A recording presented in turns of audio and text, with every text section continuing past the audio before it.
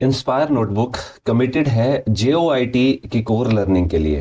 Hello aspirants, welcome to Inspire Notebook C language learning with analysis. Day 3 में हम सी data types, सी के default keywords और एक इसी पे बेस्ड MCQ का एक जो सेट है उसकी कोर अंडरस्टैंडिंग करेंगे। डेटा टाइप यूनिक लर्निंग के लिए ये वीडियो पूरा देखो, बहुत इंफॉर्मेटिव रहने वाला है ये वीडियो। एक भी पार्ट इसका स्किप मत करो अगर कुछ सीखना है। चलिए स्टार्ट करते हैं।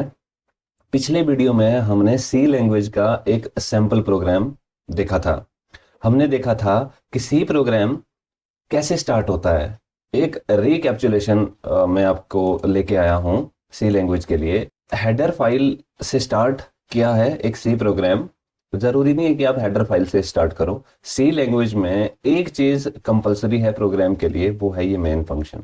तो विदाउट मेन फंक्शन आपका सी प्रोग्राम इनकम्प्लीट है। This is mandatory for every programme. However हमने हेडर फाइल की इंफॉर्मेशन इसलिए यहाँ पे दी है, जैसे stdio.h, ये एक इतनी इंपॉर्टेंट हेडर फाइल है। इनपुट आउटपुट के जितने भी फंक्शंस हैं, जैसे प्रिंट एफ है, प्रिंट एफ तभी काम करेगा जब हम यहाँ पे इंफॉर्मेशन देंगे इसकी। जैसे stdio.h अगर मैं नहीं देता, then print f would never print hello Inspire Notebook. Print f का काम है ये हेलो इंस्पायर नोटबुक को प्रिंट करना। ये जो फंक्शन है इसकी कोडिंग की इंफॉर्मेशन इस stdio.h में है, इसलिए इसका हेडर फाइल में मेंशन करना बहुत मैंडेटरी है। इनफैक्ट स्कैन वाला जो फंक्शन है वो भी तभी काम करता जब हम stdio.h स्टार्टिंग में इंक्लूड करते हैं। व्हाट आई मीन इज, इसके इंक्लूड करने से इनपुट आउटपुट फंक्शन काम करते हैं। वॉइड मेन में वॉइड ऑप्शनल है। ये जो वॉइड है this is basically a return type. एक जो फंक्शन होता है, देखो फंक्शन में ये चीज बहुत ज्यादा जरूरी है। Function either can take some argument और नथिंग इज टेकन। यह फंक्शन कुछ रिटर्न कर सकता है या कुछ भी रिटर्न नहीं करेगा। इसी के बेस पे चार तरह की कैटेगरीज होती है फंक्शन की।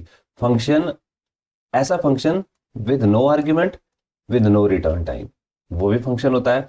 ऐसा फंक्शन बिना आर्ग्यूमेंट के बट वो कुछ रिटर्न करेगा, आर्ग्यूमेंट एक्सेप्ट नहीं करेगा, रिटर्न जरूर करेगा।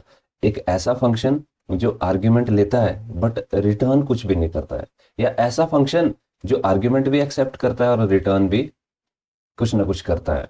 इसमें जो ये वॉइड हमने स्टार्टिंग में बताया था, ये बेसिकली एक रिटर्न टाइप है। वॉइड का मतलब होता है नथिंग इज बीइंग रिटर्न्ड, कि आप अगर एक्सपेक्ट कर रहे हैं अपने फंक्शन से कि ये रिटर्न ना कुछ करे, तो इसलिए वॉइड को आप मेन के साथ ऐड करो। ध्यान रहे वॉइड और मेन ये स्मॉल लेटर में होने चाहिए। इनफैक्ट सी के जितने भी कीवर्ड्स हैं वो स्मॉल लेटर्स में होते हैं। जो भी की कोड्स हैं सी के, they all are in small letter. जैसे प्रिंट एफ देखो मैंने स्मॉल लेटर में लिखा है। तो 32 कीवर्ड्स हैं टोटल, तो वो मैं बाद में बताऊंगा। ये इनकी इंफॉर्मेशन मैंने बता दी है आप लोगों को कि मेन कंपलसरी है। वॉइड और main should be typed in lower case. Double quotation में जो स्ट्रिंग कोड किया होता है that is called literal string. और हर एक सी का जो प्रोग्राम है वो टर्मिनेटर से एंड होता है, इस तरह का सेमीकोलन। टर्मिनेटर कहते हैं इसको। डेलिमिटर्स भी कहते हैं कुछ लैंग्वेजेस में। जो स्पेशल सिंबल यूज होते हैं किन्हीं लैंग्वेजेस में, हैश हुआ, टर्मिनेटर हुआ, ये सेमीकोलन हुआ, एट द रेट हुआ, बैकवर्ड स्लैश, इनको डेलिमिटर्स कहते हैं। नेक्स्ट जो हम देखेंगे वो देखेंगे हम सी लैंग्वेज में कौन कौन से डेटा टाइप्स हैं, या सी लैंग्वेज कौन कौन से डेटा टाइप को सपोर्ट करती है। देखो ब्रॉडली देखा जाए सी में दो ही डेटा टाइप्स की कैटेगरी है। एक है प्रिमिटिव, दूसरा है नॉन प्रिमिटिव। बहुत इजी है इनको लर्न करना, primitive data types and non primitive data types. Primitive data type already written data types हैं, ऑलरेडी डिफाइंड डेटा टाइप्स हैं। जिन्होंने सी को डेवलप किया उन्होंने कुछ ये डेटा टाइप्स बना के रखे हैं, जैसे कैर है, इंट है, फ्लोट है और डबल है। हम लोगों के लिए भी एज अ प्रोग्रामर उन लोगों ने सी लैंग्वेज को इतना ब्रिलियंटली प्रिपेयर किया है कि हम खुद के डेटा टाइप्स भी क्रिएट कर सकें। नॉन प्रिमिटिव को यूजर डिफाइंड डेटा टाइप्स भी कहते हैं। जैसे एरे है, स्ट्रक्चर है, यूनियन है, इनम है, इनको यूजर डिफाइंड डेटा टाइप्स भी कहते हैं। एरे एक तरह का ऐसा वेरिएबल है जो एक ही टाइप की बहुत सारी वैल्यूज को एक अटेम्प्ट में जिसमें हम स्टोर कर सकते हैं। स्ट्रक्चर एक ऐसा डेटा टाइप है जिसमें आप जैसे खुद का स्ट्रक्चर क्रिएट कर लिया जो कैर वाली वैल्यू को एक्सेप्ट करे, इंट वाली, फ्लोट वाली, तो आप खुद से कस्टमाइज कर रहे हो। ये लेटर स्टेज पे हम पढ़ेंगे कि यूनियन स्ट्रक्चर से कैसे डिफरेंट है। एरे और स्ट्रक्चर हालांकि एक ही तरह की लेआउट से इनकी दिखती है, वर्किंग ऐसा लगता है कि एक तरह की है, बट ट्रस्ट मी, एरे एक kind of value, array stores one kind of value elements, जबकि स्ट्रक्चर में डिफरेंट टाइप्स की वैल्यू भी हम स्टोर कर सकते हैं। वो हम लेटर स्टेज पे पढ़ेंगे। होल सोल दो तरह के डेटा टाइप्स हैं, प्रिमिटिव और नॉन प्रिमिटिव। प्रिमिटिव में चार ही डेटा टाइप्स हैं और नॉन प्रिमिटिव में कस्टमाइजेशन के लिए चार कैटेगरीज हैं। अब ये जो डिराइव्ड मैंने यहाँ पे लिखा हुआ है, ये क्यों लिखा हुआ है? ये इसलिए लिखा हुआ है कि अगर आप कैर को मॉडिफाई करना चाहते हैं, मॉडिफायर लगाओ। फॉर इंस्टेंस कैर को मॉडिफाई करना चाहते हैं, साइंड और अनसाइंड कैर हुआ, मतलब signed char and unsigned char is taken from this char. मतलब रूट तो कैर ही है ना, पिताजी तो कैर ही है, ये इसके चाइल्ड हैं, साइंड कैर और unsigned char. They are being derived from the master data type, इसलिए इनको डिराइव्ड कहा जाता है। जैसे शॉर्ट है, signed short, unsigned short, int से इनहेरिटेड है, साइंड इंट, अनसाइंड इंट। एक बात जो मैं बताना भूल गया, डेटा टाइप्स वेरिएबल के लिए डेटा टाइप तो डिफाइन करते ही है कि आप वेरिएबल में कौन से डेटा को स्टोर करो। एक बहुत इंपॉर्टेंट चीज याद रखना, डेटा टाइप वेरिएबल के लिए साइज भी स्पेसिफाई करते हैं। मतलब एक प्रोग्राम में एक वेरिएबल के लिए कितना साइज एलोकेट होगा, वो भी डेटा टाइप डिफाइन करते हैं। हमने इतना याद रखना है कि एक वेरिएबल कंपाइलर से कितनी मेमोरी मांगे वो भी डेटा टाइप्स पे डिपेंड करता है। आप अरे डिक्लेयर करोगे, जाहिर सी बात है कि आप ज्यादा डायनामिक मेमोरी मांग रहे हो। आप इंट लिख रहे हो, इसका मतलब आप 2 बाइट से कंपाइलर से मांग रहे हो। आप डबल ले रहे हो तो थोड़ी सी ज्यादा मेमोरी मांग रहे हो।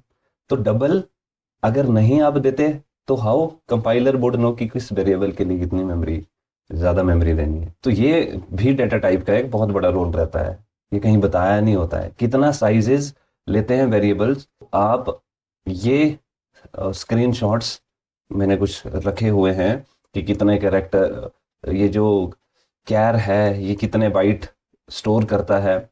इंट की स्टोरेज दी हुई है, ये साइंड इंटीजर्स के लिए दिए हुए हैं -32,768, नेगेटिव ऑफ और पॉजिटिव वैल्यू में 32,767। ठीक है, 2 बाइट का ये फ्लोट की स्टोरेज दी हुई है। ये एक्यूरेसी मायने रखती हैं। फ्लोट की प्रिसीजन 6 डेसिमल प्लेसेस तक है, डबल की 15 डिजिट की एक्यूरेसी है। यहां से भी क्वेश्चन बन सकता है कि फ्लोट की एक्यूरेसी कितनी है, डबल की इसमें से कितनी एक्यूरेसी है। वॉइड आपको बताया था मैंने कि एक ये रिटर्न टाइप है, या वॉइड कुछ भी इंटरनली स्टोर नहीं करता है। ये मतलब रिटर्न टाइप या जेनरिक पॉइंटर डिफाइन करने के काम आता है, वो हम लेटर स्टेज पे पढ़ेंगे। नेक्स्ट जो हम अब करने वाले हैं, इसका तो आप स्क्रीनशॉट लेके ही रखो जो मैंने अभी एनकैप्सुलेट किया। ये सी के वो कोड्स हैं, वो कीवर्ड्स हैं, 32 कीवर्ड्स हैं जिनको लर्न रखना आपके लिए बहुत ज्यादा जरूरी है। बहुत सारे क्वेश्चंस बन सकते हैं यहाँ से। जैसे पहला जो क्वेश्चन है, रॉन्ग सी कीवर्ड्स बिलो, मतलब ये 4 सेट दिए हुए हैं, इसमें से एक रॉन्ग है किसी एक सेट में, वो हमने बताना है। जैसे डी ऑप्शन में इंटर्न कीवर्ड दिया है इन्होंने, इंटर्न कोई कीवर्ड नहीं है सी में, तो ये वाला सेट रॉन्ग सेट है क्योंकि इसमें इंटर्न है। दूसरे में भी हमने एक रॉन्ग सेट फाइंड आउट करना है, वो है VAR सेट। सेट ए में, ऑप्शन ए में वैर कीवर्ड ध्यान रहे जावास्क्रिप्ट में वेरिएबल को डिक्लेयर करने के काम आता है।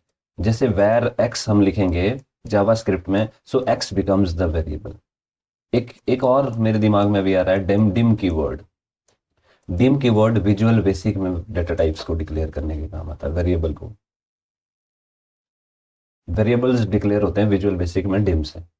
तो ये सेट इसलिए गलत हुआ क्योंकि इसमें जावास्क्रिप्ट का कोड दिया था इन्होंने।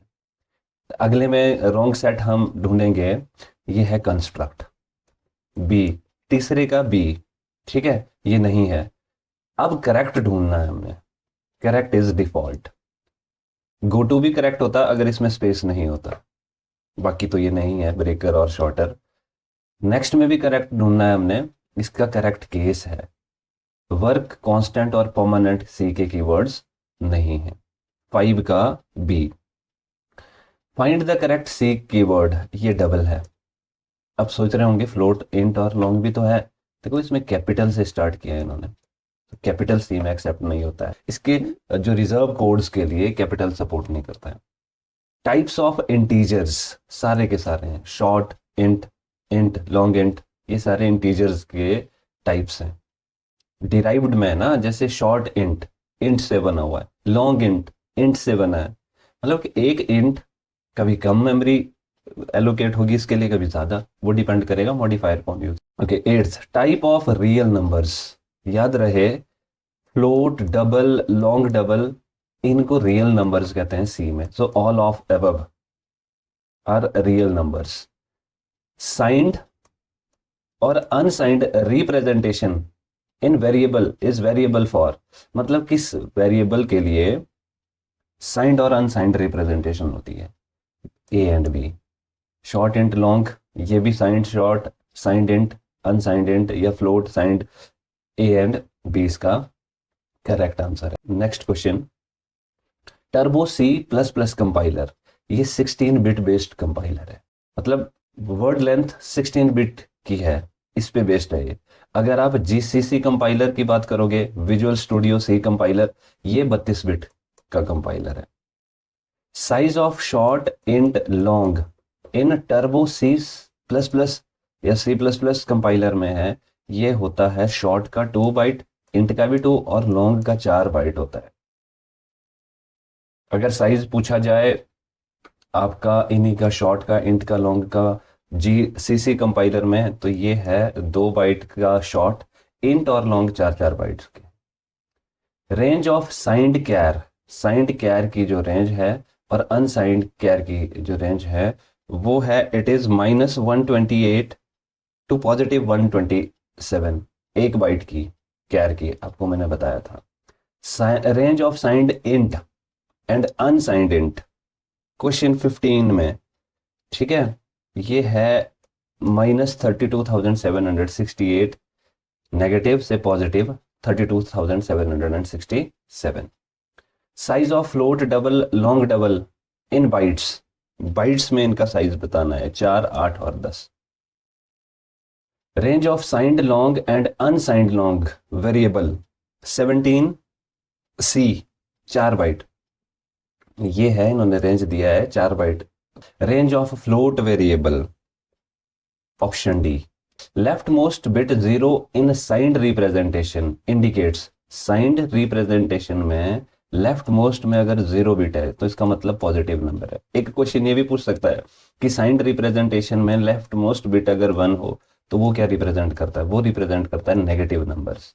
Last question, if you do not specify a storage class for a variable, तो क्या होगा अगर आप स्टोरेज डिफाइन नहीं करोगे, प्रोग्राम क्या एरर देगा या आउटपुट ही नहीं आएगी, नल आएगी? By default automatically program storage class define करेगा इम्प्लिसिटली, तो नन ऑफ द अबव इसकी ऑप्शन है।